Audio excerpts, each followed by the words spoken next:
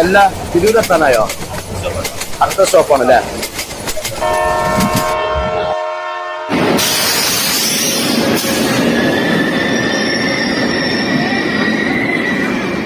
അന്നൊരു നാളിൽ നിന്നനുരാഗം പൂ പോലെ എന്നെ തഴുകി.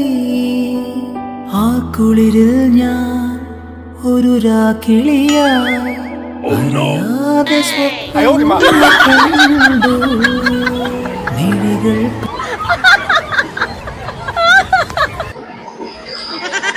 ഇതിന്റെ ബാഗ് കണ്ടില്ല നിങ്ങൾ ആരെങ്കിലും? ബാഗ് ഇപ്പൊ ഒരാളോട്ട് ഓടുന്നുണ്ടായിരുന്നു. എവിടേക്ക്?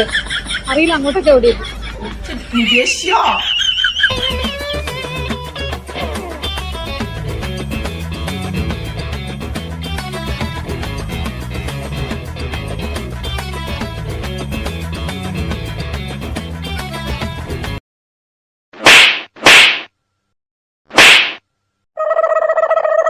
ഞാൻ എത്ര കഷ്ടപ്പെട്ട് ഉണ്ടാക്കിയ പൈസയാണ് ഇത് അടിച്ചു മാറ്റത്. എത്ര പാവപ്പെട്ട പെൺകുട്ടികളെ കെട്ടിച്ചാളെ പൈസ അടിച്ചു മാറ്റിയിട്ടുണ്ടാവും. എന്നെങ്കിലും ആക്കി നന്നായിക്കൂടാ. പറ്റിപ്പോയി കാക്ക, ഇന്റെ ഒക്കെ അങ്ങനൊന്നും ഉണ്ടാവൂല. സത്യമായിട്ട് കള്ളത്തിറക്കിയാൻ നിർത്തി ഞാൻ നന്നായിക്കോളാം. നന്നായ നിനക്ക് നന്ന്. അസ്സലാമലൈക്കും. വലൈക്കും അസ്സലാം. മൂസ, ഞാൻ എന്നെ കണ്ടിട്ട് 10 കൊല്ലത്തിന് മേലായല്ല. ഇതേ ജോഡിയിരുന്നേ. ഞാനിപ്പോ ബോംബെന്ന് വരുന്ന വരവാ. എന്റെ വീട് ഞാൻ കണ്ട്, വലിയ വീടാണ്. ഈ പരിസരത്ത് ഇപ്പൊ അങ്ങനത്തെ വീടൊന്നുമില്ല. എങ്ങനെ ചെയ്തിട്ടുണ്ട്? എന്റെ വീട് ഒരു ഓരട്ട വീട് തന്നെ. നമ്മളെ ചുറ്റുഭാഗത്തൊക്കെ വലിയ വലിയ വാർപ്പിന്റെ വീട്. അന്ന് എനിക്കൊരു വാസി, എനിക്ക് വലിയൊരു കൊട്ടാരം ഉണ്ടാക്കണം എന്ന്. അങ്ങനെ ഞാൻ ബോംബെക്ക് വണ്ടി കയറി. അങ്ങനെ ഒരു ആക്കി കച്ചവടം തുടങ്ങി. അത് ഭയങ്കര ബിസിനസ്സായി മാറി. അങ്ങനെ ഉണ്ടാക്കിയ വീടാണ് എന്റെ ഇപ്പത്തെ വീട്.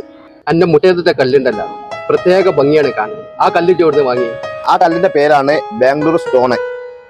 അത് നമ്മളെ ഗോൾഡൻ റോക്ക് എന്ന് പറഞ്ഞ ഒരു സ്ഥാപനമുണ്ട്. അതായത് നമ്മളെ കോട്ടക്കെന്ന് വരുമ്പോൾ ചമ്മാട് റൂട്ടില് പാലച്ചിറമാട് അരക്കത്ത് തന്നെ. അവിടെ പോയാൽ നിങ്ങൾക്ക് ആ സാധനം കിട്ടും. ഞാനാണ്ട് പോട്ടെ. അസ്സലാമലൈക്കും. കാണാം ബാബാ, ഞാൻ പോയിട്ട് വരാം. വാ, പോയിട്ട് വരട്ടാ. അസ്സലാമലൈക്കും.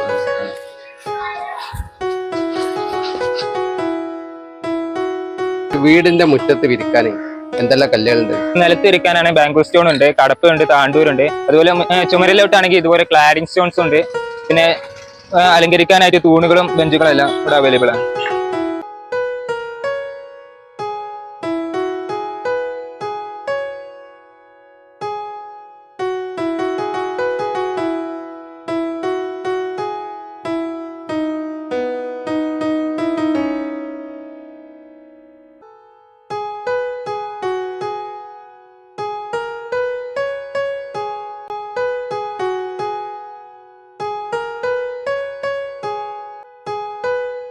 അപ്പൊ ഇതിന്റെ ലൊക്കേഷൻ വന്നത് എടരിക്കോട് പാലശ്രമാട് ഗോൾഡൻ റോക്ക്.